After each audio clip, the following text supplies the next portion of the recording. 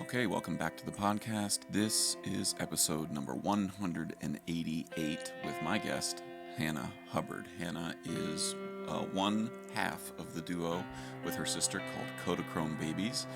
We talk a bit about their music and just sort of their approach to making music during these quarantine times, but we also talk a little bit about rural politics and the anti-racism movement and sort of her experiences with it in rural Ohio. So I enjoyed talking with Hannah. It was nice to get to know her. We sort of grew up in the same town with the same friends, but never really crossed paths. So I hope you enjoyed this conversation. I certainly did. All right, without further ado, this is Hannah Hubbard. Take care. Bye. Yeah. All right, well, let's gavel this to order. Hannah Hubbard, nice to see you. This is our first, is this our first time talking to each other ever? Yeah, I mean, other than just through like Facebook comments and Which that kind of thing. which I don't really. I like to wall those off as a separate, non. Understood. Yeah. I mean, that's my own personal, and I would love to chat with you about that stuff. But I know you because you're a Doverite. You are, I grew up with your older sister, Kate. No, Yeah. sister, cousin, sister, Sister. Yeah. sister. Okay, I just Yeah. My brother was in school with Mallory, and you, I think, where do you fall? Are you older than Mallory? No, my twin sister Rachel and I are the youngest of the four girls. Oh, okay, all right, okay, But all I'm right. technically third in line because I'm older than Rachel by 17 minutes. So, Oh, all right. Well, I'm sure you don't lord that over her head ever. nah, Um, older and wiser. So. well, I'm really glad these podcasts when I'm talking to somebody who, it's not that we don't know each other and don't have anything in common, but I don't actually know you hardly at all. So I always love these are always my favorite podcasts because I have no idea what we're going to get into, and Cool. if you're okay with that, I'm okay with that. I'm okay with it. I do have a couple things that, like, I would love to talk with you about Kodachrome Babies and maybe play a little bit of that for folks who maybe don't know anything about what Yeah. you and your sister do. Awesome. But also just kind of want to. I have some things I've been thinking about as a former Doverite. Well, I consider myself still a Doverite, but Once a Doverite, always a I Doverite. have some questions and concerns given the last 5 years of chaos that I would just love to chew some fat with you on. So, Yeah. and then wherever we go from there, if you have questions for me, if there's anything we get on a tangent on, it's all good. Cool. Okay. Well, first off, let's talk about the thing that is the thing that we have possibly the most in common, which is music. And I'm curious if we can maybe is it. Can you just tell me a little bit about your background first? Like what? Go back to Baby Hannah. Pretend Okay. I don't know anything about Dover and where you grew up, Yeah. and maybe tell me a little bit about what got you into music and working with your sister and all that stuff. So, okay, baby Hannah, we grew up over actually in New Philadelphia until I was in ninth Boo. grade. I know, right? But Podcast over. I was only in school in the New Philly school district through first grade. So Okay. between the summer between first and second grade, my family moved to Dover. Yay! Hmm. And but like growing up, I remember when we lived at that old house, and these are vague memories because I was, first grade or younger. Hmm. There was just always music playing in my house. My parents, and to look back now as an adult, I feel like my parents had good taste in music, What were they? just, What they listen to? oh, I mean, just like kind of classic rock and the things that were popular on the radio and those things that are kind of timeless. I honestly I can't even like specify because it was so many different things, but just like Mm-hmm. a well-rounded uh music selection. And I always have this like memory of listening to Annie Lennox version of Walking in a Winter Wonderland, like around Christmas time. We'd Mm-hmm. always like be dancing to that in the living room in my old house. And so those are very good memories. And we always had a piano in the house. Mm-hmm. Most of us, I can't remember if all the girls took piano lessons, but I took piano lessons starting pretty young, just a couple of years, and just kind of got that basic music foundation kind of going. Mm-hmm. And then when you go through elementary school, you play the recorders, and so that Wait, kind of so thing. so you played recorder in elementary school? I think in fourth grade in our Mm. music class, everybody got a recorder and we all learned how to play it. So I'm not a recorder expert by any I I thing, managed to get through my, maybe that came in later in the Dover school systems, but I possibly. remember, I can't remember her name. Oh my God, this is awful. She was the general ed music ed teacher at in the elementary school systems when I was going through in the 80s and 90s. Was a woman. She played an auto harp. It was the thing I remember about her. She Cool. had an auto harp and would like sing songs, and I just thought it was like she just pressed a button and a different key came out, and I was like, "What is this crazy magician?" Fascinating. But we never played recorder. I didn't actually play an instrument until I got to fifth grade. Well, so yeah, when I got to fifth grade, that's when they were like, "Hey, if you want to join band or orchestra, here's all your options." And initially, I had taken an interest in maybe playing the violin. Like something about the violin seemed interesting, even though I'd never played it. I just kind of Hmm. saw what was available to us, and I thought that might be cool. And somehow, like in conversations with my parents, my mom convinced me, I think you want to play the cello instead of the violin. Like, I don't know why. She must have had an affinity for cello that I was unaware of, but I she's like, think I you think that's what you want. I think you should play the larger and more expensive instrument. Like, Yeah, yeah. Hey, she's the one suggesting it. But so in fifth grade, I started playing cello and I was taking lessons through the school, but I was the only kid in my elementary school to play cello. So it was kind of mm, like having private lessons. mm, And back then it was Larry Gillespie was yep, the orchestra teacher. yep. So Mr. Gillespie and I would meet for, whatever, half an hour, 40 minutes. I don't even remember how many times a week, but it Hmm. was just like a private lesson. And so I really got a nice foundational education when I first started that stringed instrument. And I played cello from fifth grade beyond high school. I mean, it's been quite a few years since I've played one now. Hmm. I'm actually, though, I have a friend who is custom building a cello for me right now. So that's Whoa, like, who's I, who's your friend? his name's Jimmy Warner, and he Yeah. lives here in the Dover, New Philadelphia area. He started a company called Nautilus Guitar Company. Okay. He actually built at least one, if not more, guitars for Adam Lax. Yep. So Adam he's ATOM Adam Lax. APOM Lax, yeah. Yeah.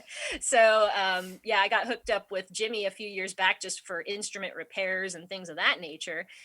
And I just kind of floated the idea by him one day, like, would you ever consider building a cello? I used to play, I've gotten away from it, but if I had one, I'd Hmm. maybe get back into it. And so he's like, I think months away from being done with it. So I'm excited to see, the final When you product and play again. when you say custom cello, what is, like, I had a friend of mine. There's a guy who's reminds me of how you talk about Jimmy. His name's Aaron Sanchez. He plays with a band. Do you know the band Buke and Gase? No, no. BUK. Oh, you will love them. I think you should Okay. check them out. They're a duo, and Buke is a baritone ukulele, and Gase is a guitar bass. And Aaron he built all the instruments for the original Blue Man Group, like all Oh, of the weird, like he sort of like helped invent all those and build them. He cool. has an organization called Polyphonic Workshop in Hudson, New York, in upstate New York, and Oh, wow. Yeah. he builds all these like custom ukuleles out of like old sheet metal from a car, and he built me a custom lap steel, and I had him build a lap steel with a fretted bass string on it, so you could Oh, do wow. bass lines. So, like, when you say custom cello, what's custom about it? Yeah, well, honestly, there's he's just never built one before. This is his first attempt at a cello. He's built plenty of guitars, but this is Hmm. obviously a different thing. Yeah. And there's really nothing custom about it. He looked up, he said it was very difficult to find the schematics to build this. I think people are very protective of that. But he was able to get his hands on something. And so, Yeah. yeah, nothing custom from my specifications, but just a cello just for me, I guess is what I should say. That's awesome. Well, Yeah. you play in your so so you graduated in what year? 2005 from high school from Dover. And then what did you do? Did you go study music after that? So no, actually, I remember, being like maybe a junior in high school, and I remember sitting at the kitchen table with my parents and just like trying to figure out what I wanted to do when I went to college because they were Hmm. of the mindset like I don't care what you do, just go get a degree. Don't care what it's in, Mm. just go get a degree. They were very insistent that I go to college and get a degree. Hmm. And logically, I think everybody thought, "Oh, you're going to go for music, right?" And logically, I should have, but I don't know. There just it felt like I don't know why, but it felt like making that my profession wasn't exactly what I wanted. I couldn't Mm. really pinpoint what I was feeling, but I often talk about imposter syndrome and how I feel like for most of my life Wow. I've been a fake musician and just like pulled the wool over everybody's eyes and made them think I was this, fantastic musician. But I actually never took a music theory class. So even to this day, like my understanding of music theory is really basic. Like I've never studied it at length, Mm. but I've been playing instruments my whole life. So it's this weird, like, I don't know, like I know music, but I don't know the theory all that well. And Well, so I feel fake. okay. Well, let me drill down on that a little bit. When the imposter syndrome, I've had a. Well, first of all, I don't. I want to sort of disavow you of this. You don't have to carry that around with you because it's bullshit. And hi, have we met? I'm definitely an imposter. Like I am still like I'm just a 41-year-old version of the same kid that went into Joan Wenzel's steel band, and I still like I know what the edges of those bass pans feel like when you carry them. I remember my lower back hurting, and now I'm 41, and I still have a room full of steel drums. I still think about this stuff, and I honestly feel like the more music theory I'm in those sorts of things I'm taught about, the more of an imposter I feel like. Yeah. So because I'm like, oh my god, there's a good friend Yeah. named Like, Victor Provost who's an amazing steel drummer. He lives in he teaches at George Mason University, and oh, every once in a while he'll just text me and like, hey, try a diminished chord over a B, or an E major chord over top of a B flat major chord if you have a diminished seven in the key of whatever. And I'm like, okay, and I'll plunk through it, and it sounds awesome, and I'm like, oh my god, I have to do that in all 12 keys now. Like, oh shit. But like for you, what specifically do you feel like when you perform? Do you feel like you said you're pulling the wool over people's eyes, and like what do you mean by that specifically? um okay, so as an example, possibly because of learning music in a very kind of like when you learn cello, or in my experience, like learning Hmm. cello, it was a very, I don't want to say rigid, but very structured kind of process of Yeah. learning. And I never was taught or encouraged to do something off the cuff, make something up. I was Mm. always reading notes on a page and Hmm. following those very on time, very specifically. There wasn't a lot of encouragement to improvise. Mm. Mm. So the improvisation really started to make me feel inadequate when I started kind of transitioning into playing guitar. I'd find Mm. myself in these settings of people, bunch of musicians hanging around, jamming, and I Mm. was never good at jamming for two Mm. reasons. Never really had the improv, and never had that music theory down enough where somebody could shout out a key and I know Mm. what to do. Yeah. So Yeah. I always practiced something, got good at it, and then performed it. But the improv part of things was so uncomfortable for me, and it still is. I'm still not comfortable sitting down in a circle of people and jamming. But I'm a little more willing to try now, Mm-hmm. just because I've been doing it for so long. Like I can kind of pick up. But I've been surrounded by so many amazing musicians in my time that like I'd rather just sit back and watch them do it and be Mm. amazed by them than participate in it and make it sound bad.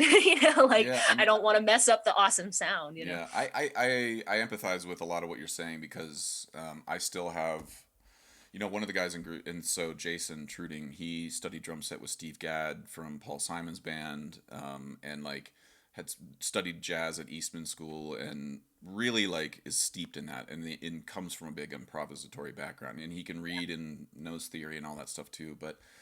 And so I sort of I've learned to sort of lean on my strengths and the things that I can do that nobody else in the group can do, and most of that revolves around steel drumming. And so like but there's enough moments when I'm pushed into a scene where somebody says, "Okay, let's do a 5-minute form, and X, Y, and Z. Here's maybe a key. Maybe there's not even nobody's gonna specify." And like I'd rather go on stage at Carnegie Hall and sight read music, which I've had to do before. I'd rather do that every day of my life than have to improvise and make stuff up. it's weird, and I don't know why I have that. I still am trying to figure out why I why I I'm have glad that it's not just insecurity. me. But yeah, it's tricky. I mean, and I feel like I should be getting better at it as I get older, but I actually I don't know. It's becoming a hill that I want to climb less and less the older I get, Yeah. and I feel bad about that. Yeah, like I felt like I never put in the time when I had more time to Hmm. really hone that skill. And yeah, now it's like I feel like, it's too late for me to get good at that. I'm just gonna stick with what I know and get better at that. I've never, I don't know if you know much about Valley Town, but that was another band that I'm in slash was in. Like we haven't played a gig in so long. Like we're not really active right now. Hmm. Of course, not right now, but even before COVID hit, we hadn't played a gig in a while. But Valley Town was like a bluegrassy kind of upright bass, banjo, guitar, mandolin, and my my bandmates would always try to push me to like do some lead work. I played guitar. Hmm. I'm not a lead person. I'm a rhythm person. And I think, again, like kind of going back to how I developed my musical knowledge playing cello, that's a much more rhythmic type of instrument in a lot of cases. So I Hmm. think I just became so much more comfortable. And I like to think that I'm very good at keeping tempo. So that is where I'm comfortable. And I've here's where the fake musician part comes in. I've never been all that comfortable pushing myself to get better at the things I'm not good at. I'd rather Hmm. stay in that comfortable bubble and just do that really well. And that's why I feel like I'm pulling the wool over everybody's eyes because wouldn't a real musician push herself to get better at all of these things? But I I don't know the answer to that. All I know is that um, you're only pulling the wool over people's eyes if you don't admit that you're pulling the wool over their eyes. Like you're only they only people are only fooled if like people can see through bullshit really quick. I have found in my experience dealing with audiences, and whether you're at like a middle school in Brooklyn playing for 1,200 fifth graders, or you're playing at Lincoln Center, fifth graders can see through whether or not you are believing in what you're doing or if you're making something up on the spot because you don't know what you're talking about. Even if they have no idea who John Cage or Steve Reich is, it's like it doesn't matter. right. They can tell that you're making stuff up. And so I've just stopped. That's part of why I started Concert Honesty on Facebook and then started doing a podcast, is because I just got tired of pretending, and I just Yeah. but this why don't I'm curious before we talk about Kodachrome Babies if we could just listen to the you sent me a clip. Yeah. Is it okay to pull that up For sure. and Yeah. let's I, I don't know if you edited it down at all because there's some like talking at the beginning I and whatever, but think I've got it queued up okay, okay. cool. But can you just introduce introduce yourself, what we're gonna see, and tell us a little bit about your sister first. Okay, so this is actually a video that my sister Mallory, who is the other half of Kodachrome Babies, she and I put together for an event that was held back in November. This was like the first thing we've done together as musicians since COVID hit. So this was our Mm, socially distanced video that we put together for this event that was for Big Brothers Big Sisters of Northeast Ohio, and they hmm. aired it during this online fundraiser that they had. So we were kind of like the virtual entertainment. So and this is actually a cover of Tom Petty's "Won't Back Down." All right, let's take a and you're playing guitar and your sister's playing ukulele, is that right? That's it. Yep. All right, let's take a listen real quick. Enjoy these tunes.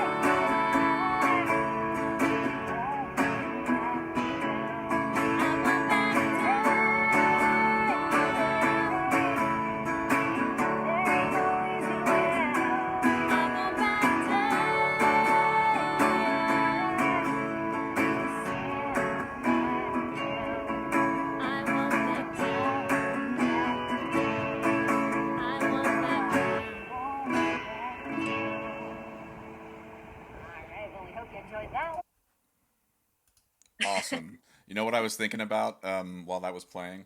Huh? I had this like a crazy deja vu. This is, I think you might know this, or your sister would maybe admit to it, but I think your sister and my brother dated for a second Oh yeah, no, they definitely in did. in Yeah. high school, in elementary school or something like that. I don't remember when, but Yeah, it might have been like late middle school, early. I don't, yeah, that's a good question. I'm not whatever. sure. And I certainly don't want to talk about that more than either Zach or Mallory wants us to. But I had this Connected. image, this Yeah. memory popping in my head of walking by them in school and seeing the two of them holding hands, and me just going like, oh, my brother and his girlfriend are such nerds. And just like, and now she's like got way cooler tattoos and is a better musician than I am. I wish somebody at that point should have just been like, hey, bro, just wait. Well, one of the things I love about the two of you, and I know, and I should say that that clip is a very sort of small slice of what it is you all do, and you won a, was it a tiny desk thing? What was it? Something you got asked to do a couple years ago? Was it Well, it wasn't Tiny Desk. We it was never won. a competition We or something? submitted some with some videos for Tiny Desk, Okay. but that never happened. Um, we've done some like local TV kind of, interview kinds of that. We haven't won anything. Okay. um But we've never been rewarded with prizes or anything for our music. We just get cool gigs. Like we um let's see, in 2018, yeah, the Performing Arts Center at Kent State Tuscarawas they were doing this series of like it was called the Come Here series, like mm-hmm, come here, mm-hmm, and it was kind of lesser known artists, but who are, experience a certain level of notoriety when they travel, and they have their pockets of people, mm-hmm. so they were bringing these lesser known artists to the Performing Arts Center. And I had suggested, I work at a local radio station. And so I interact with a lot of the members, who run organizations and stuff in the community. So I know the general manager at the Performing Arts Center. And I had suggested to him, I had seen this guy performing in DC, a one-man band playing guitar, and like, he had this suitcase rigged up with like different kinds of percussive things, and Mm-hmm. I was blown away by him when I saw him in DC. And so when I heard about this Come Here series, I was like, hey, general manager, you should check this guy out. He's really good, and I think he'd be perfect for this series. So he looked into him and he brought him to the Performing Arts Center. And so when he brought him, he had asked if the Kodachrome Babies would be interested in opening for him. And I was like, Awesome. yeah. And up until that point, we'd played at the Performing Arts Center, like in the lobby before Mm-hmm. shows, just as like pre-show entertainment for Yeah. people who were coming to the venue. But we were up on stage, in front of the whole audience. And it's funny because actually that clip you just showed, we were wearing these like sparkly tops. And Mallory and I really like to, dress to a theme anytime we play a Mm-hmm. gig, whether it's polka dots or plaid or stripes or whatever. Mm-hmm. And those sparkly tops are what we wore when we performed at the Performing Arts Center that night. So that was kind of like a big deal for us. We're very localized. We rarely play outside of Tuscarawas County. So we have a nice local fan following, but we're not super famous or anything like that. It's Well, give it. mostly just kind of like a fun side job for us in a lot of ways. Well, give it time. That's the difference between people who don't make it and people who do, is it's usually the people who just keep plugging along and Yeah. keep swinging. You're going to say something? Well, all I was going to say is, I'm never really sure if I want music to be my full-time career, like Mm-hmm. I really love my job at the radio station, and it's stable in ways that a traveling musician is not. And honestly, Most things are more stable than that. right. And just even, there's a certain romantic appeal to the being on the road, but I feel like for me personally, that would wear thin pretty quickly. Mm.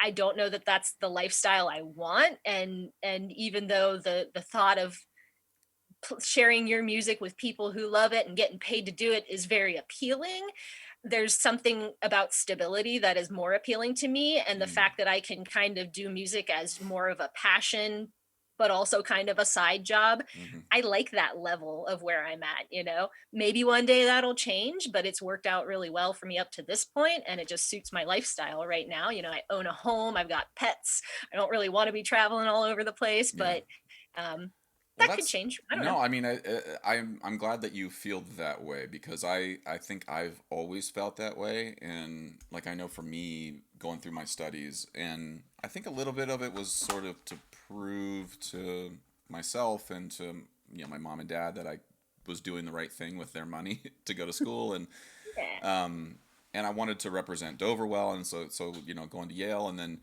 getting this job with So Percussion and getting to tour a little bit or a lot over the last 16 years. A lot, I'm grateful for the exposure and getting to see a lot of great. I've been to Russia twice and like seen places that I don't regret at all. Oh yeah. But but most of my time actually, if you just add it all up, has been spent packing a suitcase, going through airport security, um, weighing my bags, like all this shit that I just hate. And then I'm away from my family after Yeah. that. Like the punishment for doing all that, or the payoff, is to also be away from my wife for 21 days at a time. And that does. There's a bit of a resentment that can build up over time, and so if and when Kodachrome gets to the point where you're touring, just make sure that you're watering that home front on a regular basis, because Definitely. Well, and I feel like I'm the type of person, a lot of people have to learn lessons themselves the hard way, but I feel like I can learn lessons from other people's experiences. So mm, I've seen enough documentaries about musicians and how yeah, they don't have much of a home life because they're always on the road or whatever, whatever iteration it takes, but um I just know me well enough. I come from my mother is very much a homebody, and I feel like mm, I've inherited that to an extent. And that's not. mm, I mean, I've traveled. I like traveling, but it's. I don't think I'd want to be doing it constantly, yeah. even if I am doing it for music. Yes, that sounds awesome, and to have that experience to reflect back on would be cool. I just don't think it's a lifestyle that I want, at least not at this point in I, time. I think it's a totally valid thing to think and to feel. I mean, the older I get, the more it costs to get me out of the house. Like, it's like, Yeah. you're gonna have to. I'm sorry, like what you may have paid me $150 15 years ago, that price is different now. It's more. It's worth more to me to be home, and Absolutely. I so mean, it's. this is where, the interesting thing about COVID is it was like kind of a, okay, obviously lots of terrible things have happened, but there are these weird kind of silver linings that, I personally have found and I know other people have found. And it was a forced break for Hmm, musicians everywhere, but especially the Kodachrome babies. We had gotten to the point, we'd been slowly over the last 10 or more years, more gigs every summer, more gigs. Now we're playing 2 gigs every weekend, now sometimes 3 gigs every weekend, on top of working my full-time job and doing hmm, other volunteer work. So we were reaching this point where we were starting to be a lot more selective about the gigs we took, and partly like it, if we're getting paid, are we even getting paid our asking price? So we were always very willing to work with people because we're playing at fundraisers and organizations, and we know that some of these places don't have that much money, so we're always like willing to negotiate. But it got to the point where we were just playing so many gigs that it was hard. You're starting to lose that enjoyment, and that's hmm, exactly part of what feeds into that whole, I don't know if I'd want to make this my full-time job. yeah. But that forced break that COVID gave us, now we're talking about what it's going to look like, what Kodachrome babies will look like on the other side of this, because Mallory was already kind of starting to experiment more with pedals and Mm, effects and things with her ukulele that we've just never played around with before. And talking about, we have like an album's worth of music just waiting to be recorded, and we just have not started that process. And mm, COVID made that a lot harder. And so I think once, we've barely hung out. We had like one practice where she was sitting on the other side of the room and I was sitting on my side, and we both had masks on, but what are we even practicing for? There's no gigs, Yeah. So it sucks on the one hand, because I do miss just playing, if not gigs, just practicing and whatnot. We haven't done that other than this video that we just watched. Um, but I think on the other side of COVID, we'll do fewer gigs, try to get another album recorded, and maybe tweak the sound a little bit and just evolve it a little bit, which it's a perfect time to do that. Yeah. Well, that's why I recommended the band Buke and Gase. I think you would. They have a bunch of albums. There's one. I think it's called Houdini Crush, or that's one of the tracks. I can't remember. I'm terrible at remembering names. But just send me the link afterwards. just Google Buke and Gase, and they're like they do everything themselves. Aaron Sanchez isn't the guy from Polyphonic Workshop. Plays like a kick drum, but that also triggers all this stuff in Ableton. Erin Dyer, the girl in the group, she like plays like a kick drum sound, but by putting her like tapping her foot on an old microphone that has like a bunch of stuff on it. Then having like like a shoe that she built that has tambourine jangles like stabbed in the sole of the feet, so when she steps it makes she's awesome, and she's got a great voice, and I think you would find it sort of this treasure trove of creativity. Sure. Yeah. Yeah, one of the things about COVID that sort of blew is the collaborative back and forth that happens when you're rehearsing, and there's a program called Sound Trap. Have you heard about this at all? I don't think so, no. It's been really great. It's just an audio sort of what do they call it? Digital audio workstation, a DAW or whatever.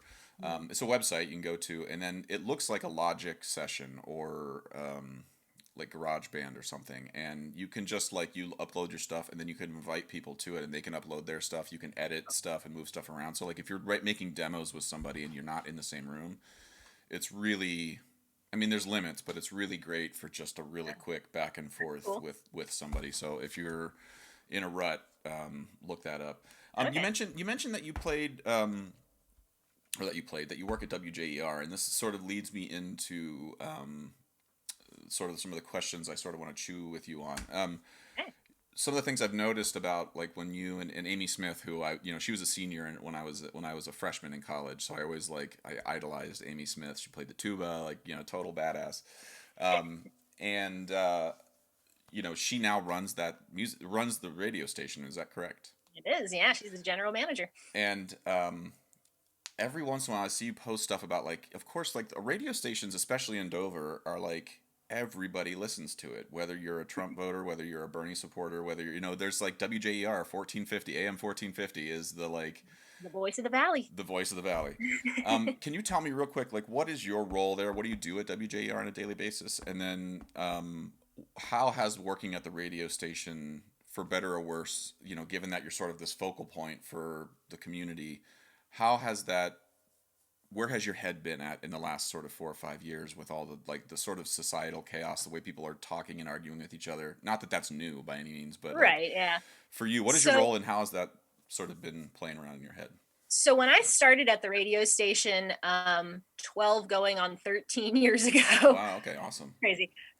Yeah, I was right out of college when it was my college internship working at the radio station, so I've just been there ever since.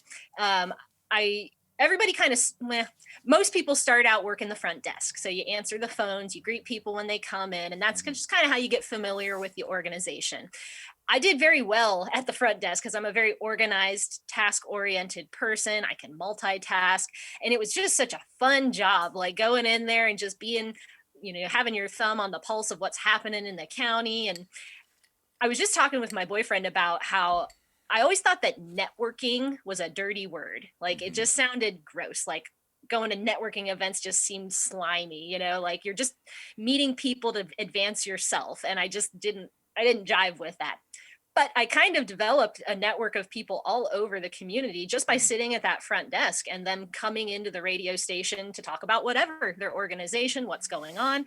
So it just developed very naturally. And so now, having worked there for over a decade, I've got this very localized network of people I can turn to for whatever, whatever I'm working on. Oh, I know somebody over there. I can contact them. They can help, So I did that job for about 10 years, just doing the front desk thing. And then I unexpectedly and total shock to me, found myself divorced in 2018 and was not expecting it. And it changed my financial situation. And so Amy Smith, recognizing the position I was in, came to me and asked if I might want to try doing sales at the radio station, selling ads on the radio. And I've always been not interested in doing that. I never saw myself as a salesperson. I saw the struggles that they had on a day-to-day basis, and it just didn't feel like it fit my personality. But kind of facing this new reality, I didn't feel like I had a lot of choice, and it was an option that was right in front of me that had the potential to bring in more income. So I was like, yep, sure, I'll try it. And so for the last, since 2018, I've been doing my old job plus sales. I just kind of took on this new role without totally leaving behind my old job. In more recent months and years, I've been pulling away more and more from that front desk position because I've got somebody else who helps me now out there, and I've been shifting things over to her. So now I'm mostly a salesperson, but I still help out with a lot of the administrative stuff. And it's cool because even though, everybody thinks when you work at a radio station, you're a DJ. I'm not really a DJ, but I do live broadcasts, commercials, that kind of production work. And I love that stuff. I think it's so fun. And so tying back to our previous conversation about improv, I was super duper nervous about doing live broadcasts when I first started. I'm sure a lot of people are when they first get started, but because of that whole, I don't know how to improv. This is way outside of my comfort zone. But with the guidance of, the legendary Bob Scanlon, who was the general manager there for 40 years and basically my godfather, I've known him since he's my dad's best friend, and I've known him since I was born. So he really guided me in a lot. He taught me just about everything I know about radio, but he was the one who taught me how to do live broadcasts. Now I've been doing them for years, and I feel like it's a skill that I've really honed over the last decade or so. And what used to be super uncomfortable for me is just another day at the radio station. Now, I've done it enough that it's within my comfort zone now. And I actually really like interviewing people because it's not a scripted thing. Most of the time people say, well, what are you going to ask me? And I say, I don't know. It just depends on where the conversation goes. I take a genuine interest in what they're saying and let that guide my conversation, So interviewing has become a skill that I've developed from working at the radio station. That's awesome. I hate the word interview. When people ask me what are you going to ask me in my interview? I'm like, well, that presumes that I know everything. I mean, when you listen to Terry Gross or who's the guy, James Lipton from the Inside the Actor Studio, those were the first, I loved listening to James Lipton, and he would just have that stack of note cards, and it's okay, it's clear that he knows who he's talking to and has really is just guiding this to reveal a lot of stuff that maybe he already knows. I mean, some of his questions are if you were a kitchen utensil, but you had an animal voice, what would it be? Those sorts of things. Well, I don't know, a fork with a I don't ask a lot of those questions. Yeah, that's not my vibe either. But Terry Gross had a really great piece of advice. She said, if you're ever scared about starting a conversation, just saying the words "tell me about yourself" are and then just keep asking them, say why do you feel that way, why do you think about that, those words, you don't even have to really listen, just if you just muted yourself and then came back 30 seconds later and why did you think that, you're actually probably going to be close enough to things to get through it. But and never ask a yes or no question. That's yes. I mean, okay, well, let me ask you so what's been the hardest part about one of the things that I love about doing a podcast is that I get to talk to a wide array of people with a wide array of political ideologies, backgrounds, where they live, where they haven't lived, all of those things. And, there's moments when I step in it or I say the wrong thing and I have to sort of work back and figure things out. For you, what has been the hardest part about doing enjoying it is great, but I'm sure you've had some bad days. What for you has been the moment where you're just uh-oh, I messed that up, I got to figure out. What's the hardest part for you? Well, like I said, I was super uncomfortable stepping into the role of a salesperson, but again, just felt like I needed to at least try. Mm-hmm. And prior to that, stepping into that role, it was a dream job. I never dreaded going to work. I looked forward to the work that was waiting for me. There were challenging days, but like nothing compared to somebody else's bad day, you know? Mm-hmm. After I started sales, now you're dealing with sometimes angry clients. That kind of, I was always kind of shielded from that stuff because I wasn't in sales. You'd get an angry listener or something every once in a while, but that, whatever anger was being directed at me was misdirected at me. Like I Mm-hmm. wasn't the source of their anger. But now, part of what made me so uncomfortable going into sales is like I'm not somebody who worships money, and I know that a lot of people are like understandably very protective of their money, and so my fear was always, what if I mess up accidentally, of course, and somebody gets really mad because they're spending their money and trusting me to deliver a product. And you know Bob Scanlon would say, it's nothing that can't be fixed. This is not brain surgery. We can make it up to them, but as long as you're doing what is right, and mistakes happen. So that made it a little easier, but it wasn't all that a few month or two ago where I really had one of my first kind of, ooh, I gotta, make this right. Like I did mess up. It was my fault, but Mm-hmm. it was an accident, Mm-hmm. and I had an angry client. And so I was trying to keep a bridge there, not let things fall apart. Mm-hmm. And it was hard, but because of everything that's happened over the last few years, I've learned not to be afraid. Like Mm. these are just people, Yeah. and remembering that every mistake can be remedied, again, not brain surgery, but being standing up and admitting. I've never had a problem admitting when I made a mistake. My dad really taught me, like, when you make a mistake, you own up to it. Mm. So that's never been a problem for me, but tempering somebody's anger when that mistake affects them, it's difficult, but it Mm-hmm. can be done, Yeah. and you can't run away from it. So I've learned to kind of face the challenging things head on and just be honest. I know in my heart that I'm doing what needs to be done, and I'm following an honest path. And so Mm-hmm. if somebody's gonna be mad at me for the rest of their life for some reason, I tried. There's only So so much control you have yeah, over yeah. that. Well, let me. I want to ask you, just because, remind me, how old are you? I am 30. What year is this? Yeah, 33. 33. Okay, I'm 41. Sorry, it took me a second. I'm No, 41. I'm 34. Yeah, sorry, no. Okay, so we're only like 7, 8 years apart from each other, but Yeah. I haven't. I don't know how to phrase this question. Okay, it's more of a complaint, and then there's a question, not of Okay. you, not the complaint's not about you, but so I remember very clearly doing an interview when I got into Yale. I was still finishing my undergrad at Akron, and my mom had me come in and substitute teach for her at Strasburg High School because she had to do something, and I had just got my ed degree, and so like yes, it was a conflict of interest, but this was 2003 or whatever, so it wasn't that big of a deal. So I came in and I taught the class about steel drums, and I did that a couple times throughout the year. And then the Times reporter came and wanted to interview me, and they wanted to interview me about a new concept called the brain drain.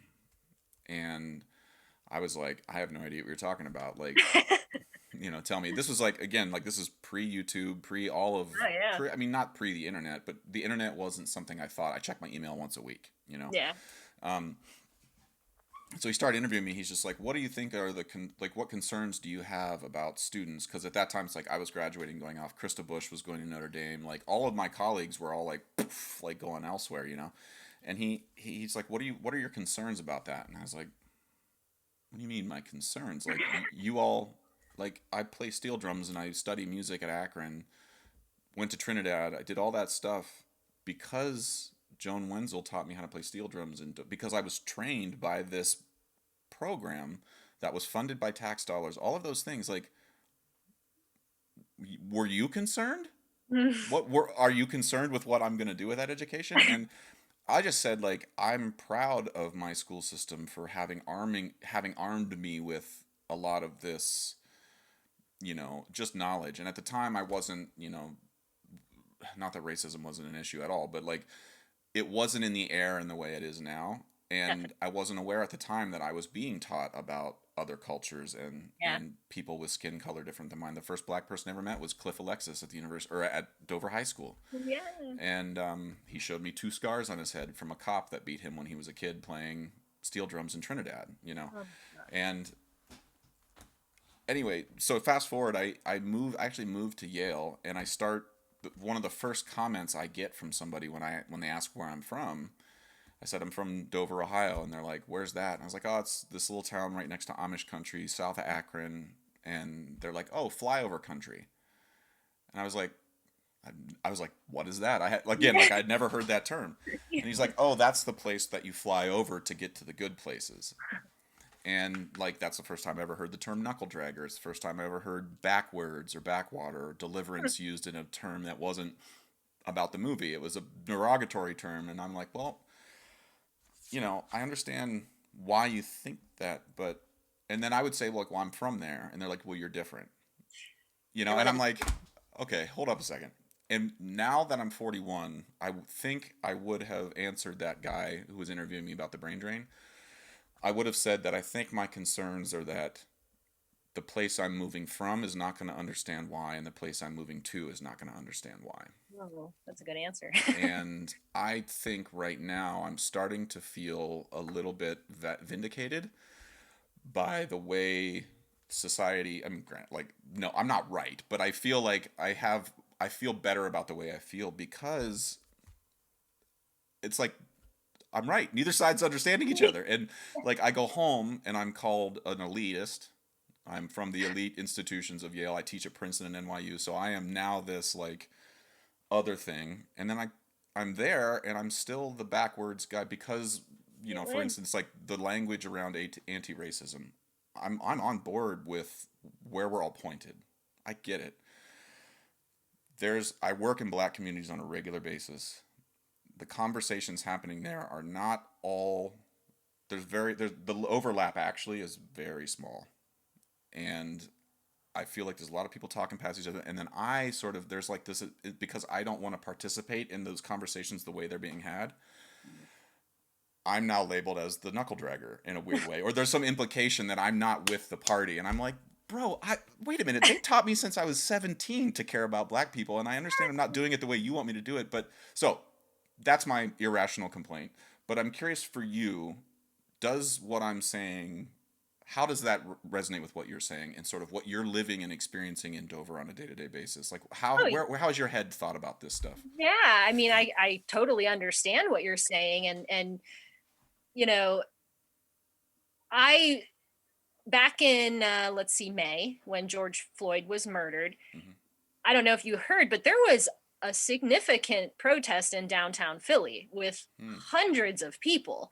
And I remember when that happened, I thought to myself, I'm going down to the courthouse and I'm going to hold a Black Lives Matter sign, even if I'm the only one. Then I started to hear some talk of like this protest, and I was like, oh, I guess other people are going to be there too. So I'll go. So my boyfriend and I were driving to downtown Philly on that day that it was supposed to be held. And as we approached downtown, there were hundreds of people. And my first thought was, oh, there's a lot of counter protesters here to, Mm-hmm. shout for Trump and whatever. Mm-hmm. But that wasn't the case. We parked and we got out and we started walking around.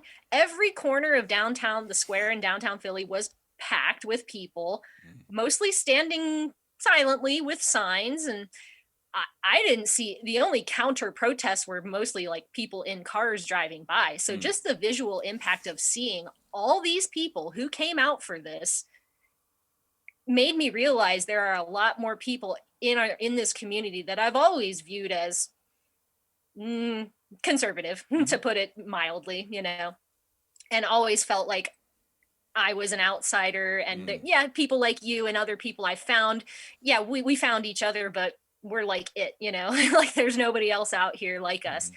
But when I saw that, I was like, okay, there's a lot more out there than I ever realized.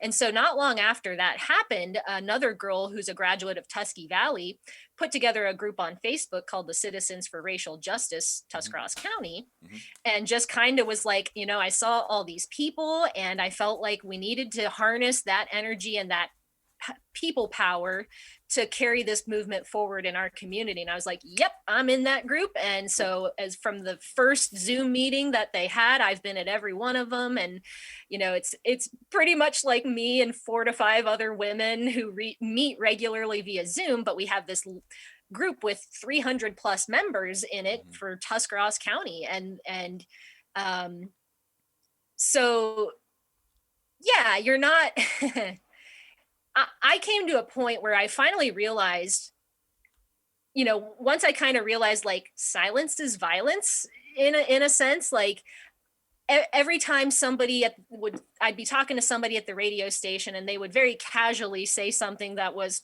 pretty racist. Old Hannah would have been like, okay, yeah. New Hannah's like, I disagree with you. I don't think that's right. I finally realized that everybody feels perfectly comfortable saying their point of view. Why do I feel like I have to Mm. hide my point of view? Mm. Because I was always the person who wanted comfort, everybody's cool, no tension, even Mm. if that meant letting a racist comment slide or not calling it out or whatever. And after May and the summer and everything, it was funny because there was one day right after that protest. um, we always have a staff meeting at the radio station, and my coworker who works in the news department had been at the protest kind of covering it for the news department. Mhm. And he said something about, yeah, and station activist Hannah over here, she was there, and I'd never been referred to as an activist before, and I never thought of myself as an activist because I really wasn't. I was somebody who was not racist, but I wasn't fighting racism and I wasn't taking active steps to even promote the cause or anything like that until May and everything that ensued.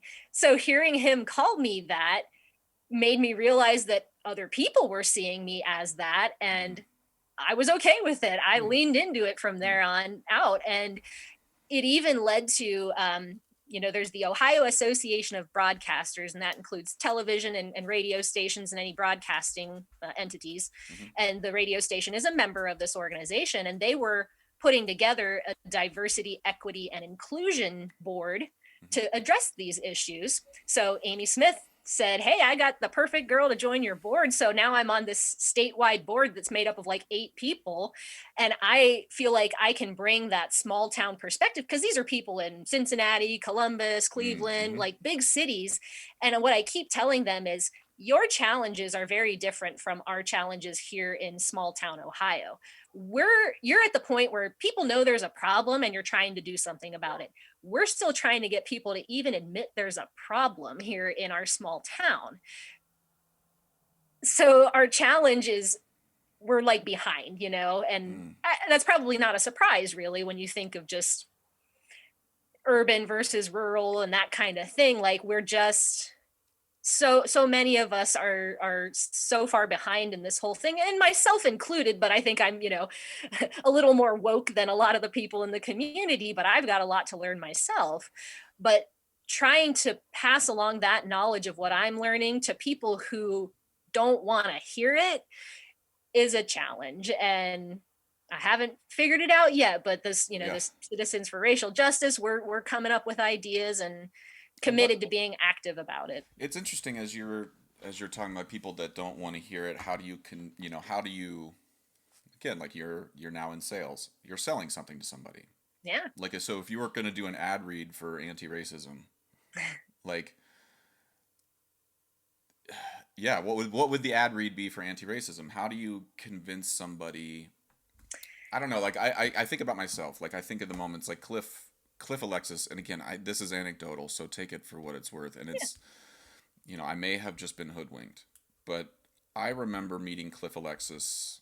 Well, I went to Trinidad, and well, I met Cliff in high school, and then he came to the University of Akron, and I was in charge of driving him around because I knew him when I was in high school, and so I would Yeah. take him to and from the airport and his hotel. Picked him up at the airport. He gets in my car and he starts talking with his Trini accent that I can barely understand, and he's like, go here, turn here, turn here. Next thing I know, we're in the darkest place in Akron, Ohio that you can go, in like the neighborhood I never even knew existed. As a Yeah. 19-year-old kid, I'm like, Oh man. okay. And we go to a black barber shop, and he can't get his hair cut in DeKalb, Illinois, which is at that time, was just a cornfield. And he's like, I can't get my hair cut there. I have to come here. And so he's like, come. And I was like, why? And I said, why do you have to get your hair cut at a different place? Like, I just didn't have any idea that African American hair was different than Yeah. my hair. And Yeah. and he just said, well, come and check it out. I was like, okay. And we walked in this black barber shop. He says, sit here and don't move. And I was like, okay. And 2 hours go by, and I'm just sitting in this black barber shop, like, not saying anything. He gets his hair cut for about 15 minutes of those 2 hours, and the rest of it is just them bullshitting and talking about the news and about the local gossip and whatever. And I was allowed to have the time to just quietly digest what was happening. No one even acknowledged me when I was in there, and nobody asked if I wanted my hair cut. Like, it wasn't a thing. And then Cliff's like, okay, let's go. And I left. And he never said anything about it. But I was able to sit there and be like, oh, that's what this place is. This is a safe place Yeah. for Cliff. He feels like he's understood. He feels like everybody in here has had a similar struggle to some degree. And then going to Trinidad, same deal. Like, 3 weeks in Trinidad, 2 of those weeks, no one said anything to me. It was just like, and then I was like, oh yeah, I'm in a barber shop. I just have to keep my mouth shut and just do my job. And so then a guy taps me on the shoulder, and he's wearing full army fatigues with like the black power beret and everything, and Black Panther, excuse me. And he's like, thank you for your work. You're doing a great job. And I was like, what does your beret mean? Like, like again, like the most, naive question I can possibly ask. And so he's just very calmly explains to me the history of the Black Panther movement in Trinidad, in the 60s and 70s. And was just telling me all these stories.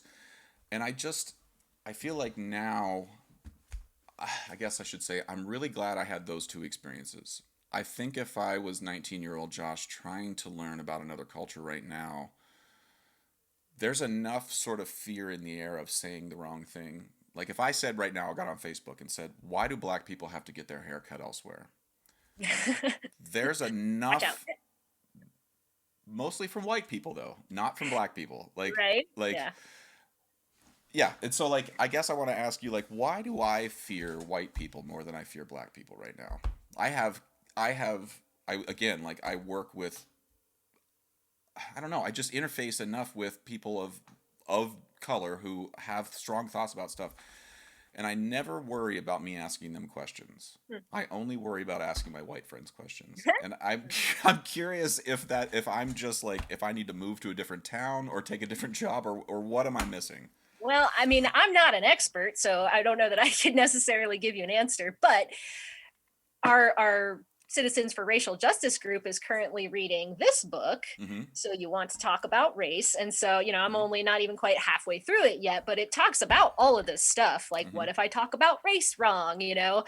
How do I talk about race as a white person? So, like I said, I'm kind of just learning this stuff too. And, I think from my perspective, I became aware of the problem of what we're the enormity of the problem that we're facing in Mm-hmm. 2016 when Philando Castile was murdered. I'd been hearing kind of similar stories for a while, and just it wasn't resonating that this was a systemic problem until I saw that. He was For some shot. He reason, was shot in his car. Said he had a gun, and like it was legal. Like, told the cop everything. Am I remembering the correct story here? yeah, yeah, Sadly, and his girlfriend and her 4-year-old were in the back seat, and yeah. yeah, it was awful. And like, I'd seen similar types of incidences, but like that must have been the straw that broke the camel's back for me. It was like the final piece of evidence I needed to be like, holy shit, this is definitely a problem. Like, no question, this is a problem, and a systemic problem, not bad apples problem. Mm-hmm. So that was when it resonated with me. But it took another 4 years till George Floyd for me to like be moved to action. Mm-hmm.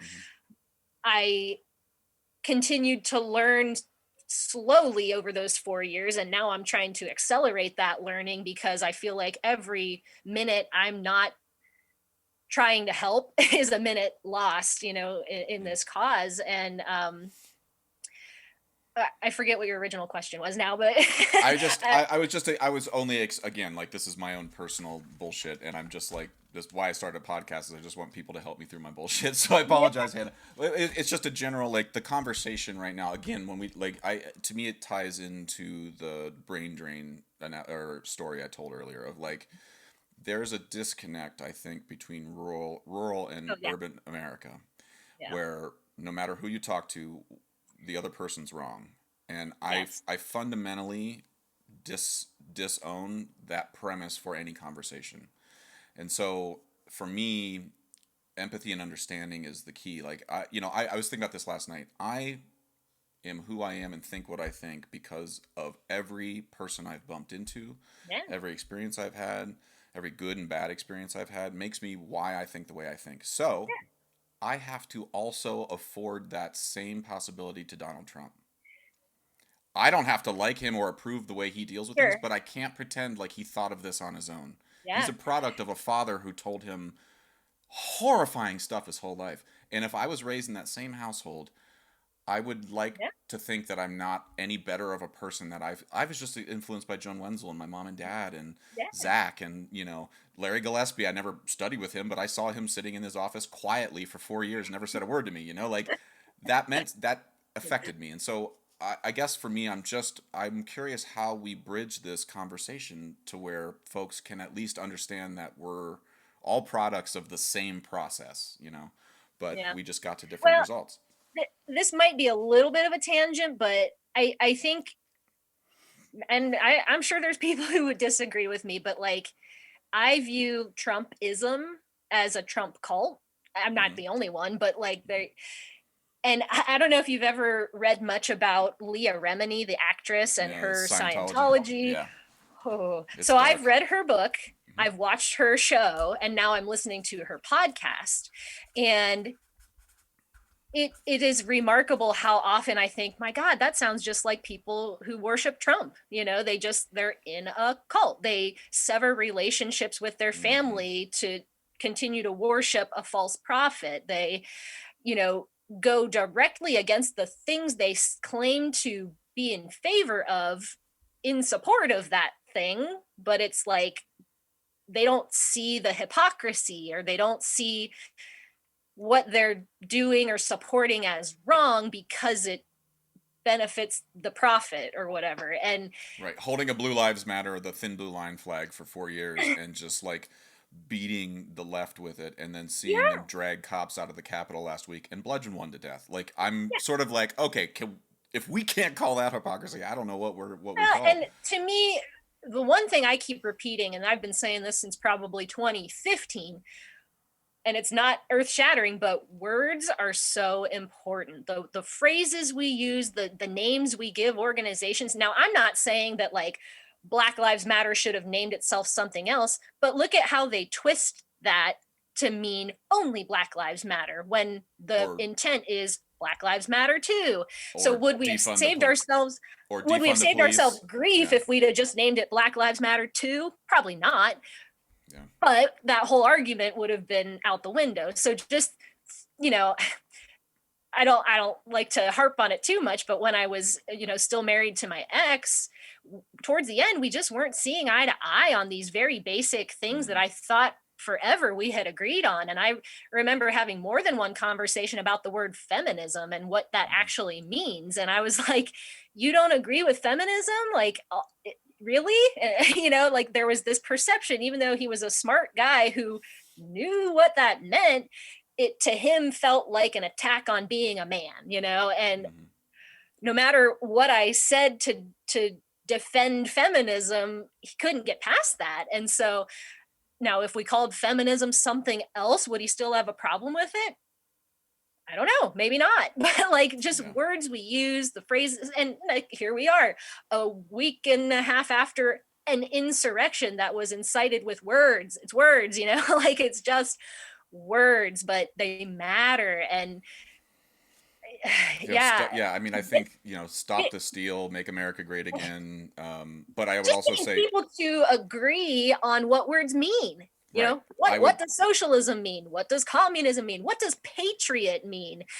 Like all these words that I feel like I'm still abiding by the old definition, and somewhere along the mm, way the right coined everything with a new, like the words are the same but the meaning is different, and I right. missed that memo, and now we're talking about these things from two different perspectives, Mm-hmm. and they don't see why I'm confused, and I don't see how they can phrase things this way. It's You know so what I strange. mean? I mean, So I feel like Pete Buttigieg did. I feel like one of of the entire election cycle from when the primaries started getting kicked up in whatever 2018 or 17 or it feels like it just started again for the next yeah. cycle. Um, he gave a speech. I think when Mike Pence gave, he said something. Mike Pence quoted scripture in one of, and I think it was about the children at the border being the family separation policy they were starting to Okay. really go hard in the paint on. And Buttigieg came out and gave this speech that I felt like to me was the first like weed through the cement in the same way that I felt about Obama's speech at the DNC convention in 2006 or 5, where I was like, oh, like Obama, like he was one of the first politicians to be like, you don't get to say red state and blue state. You don't get to say that. It's ours. It's all of Yeah. ours. And Pete Buttigieg is like, I'm sorry.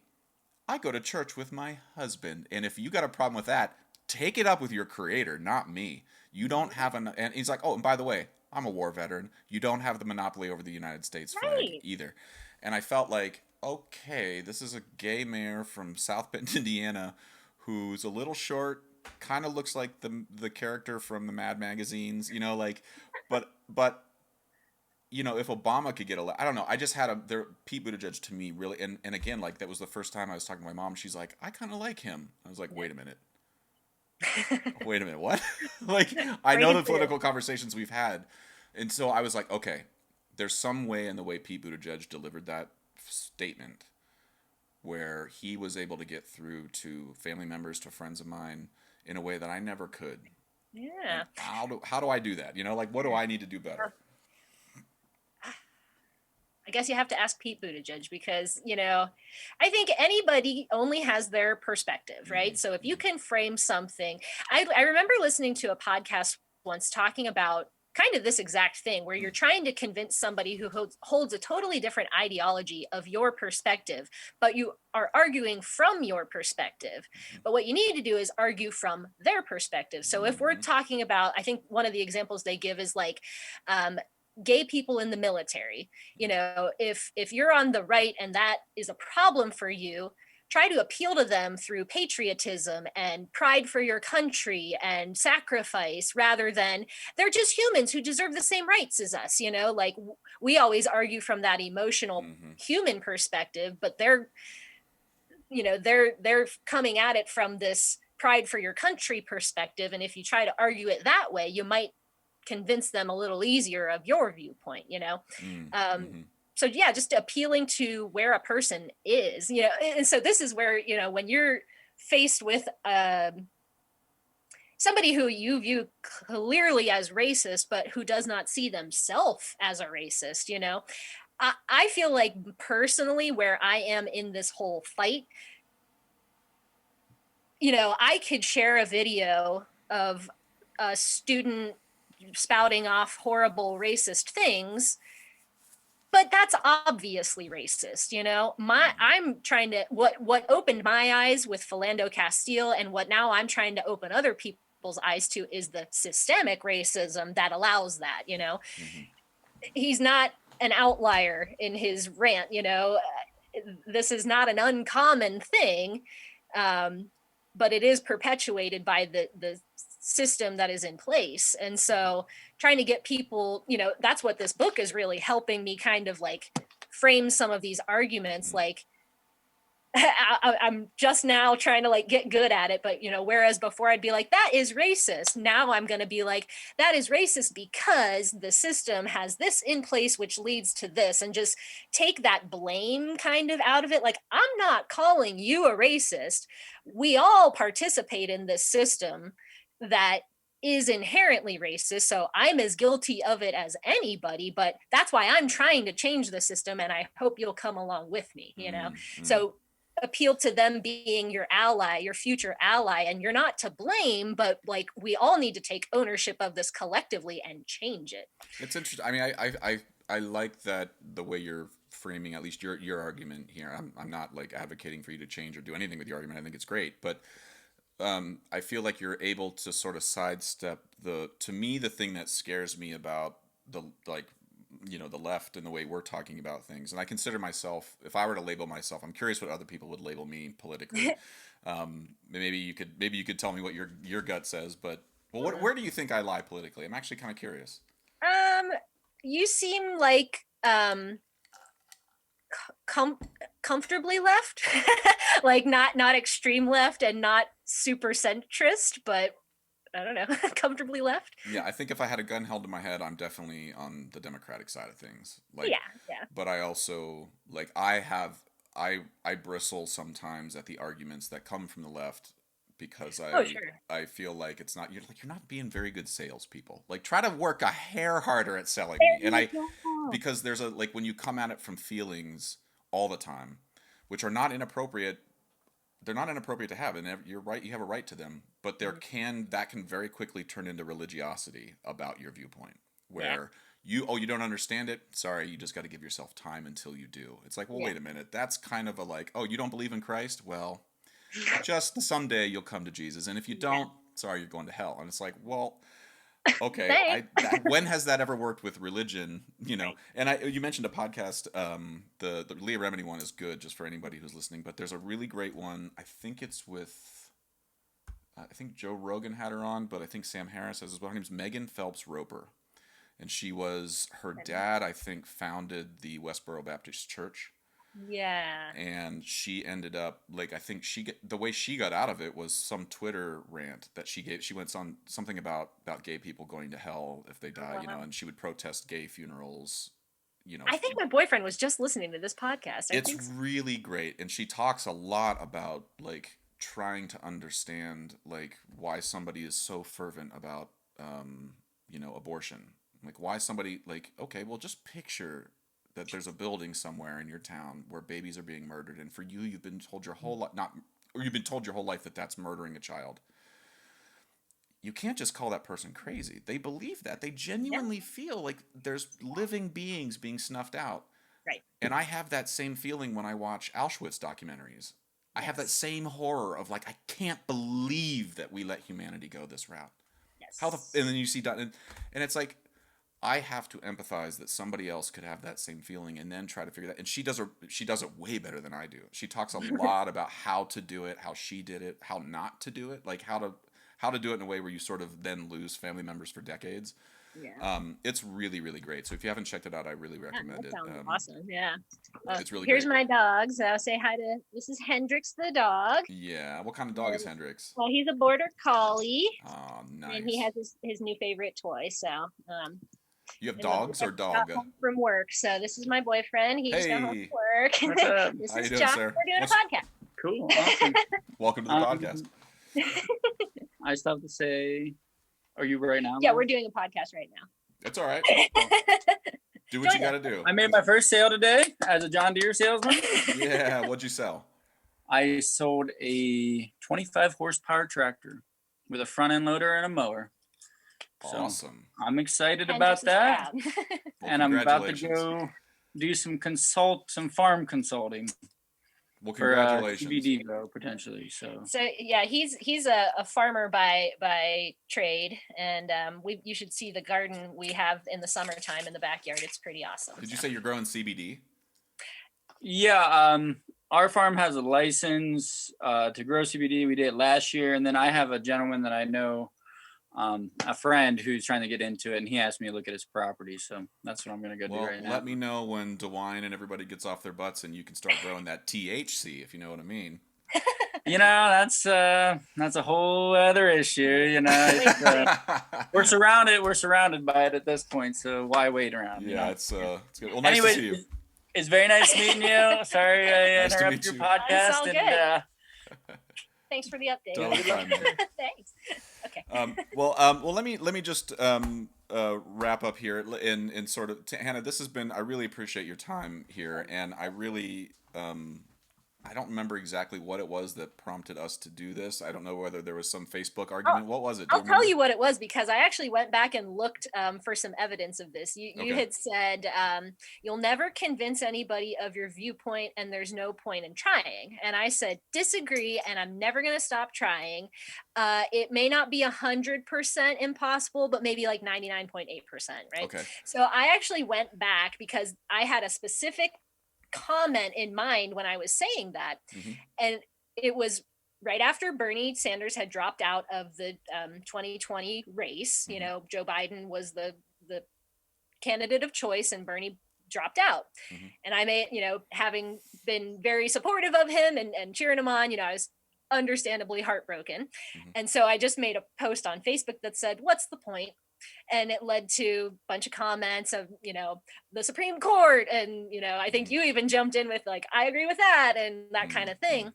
But there was a girl who I went to high school with, and, you know, we were never super close or hung out like outside of school, but we're Facebook friends. And she said, I should pull it up because I emailed it to myself, but it was basically just like, I know how heartbroken you must feel, but you shouldn't stop, you know, because you kept saying things, you showed me a different perspective. And I really like, basically just like, because you said things, I learned a different perspective. And so it was only one time.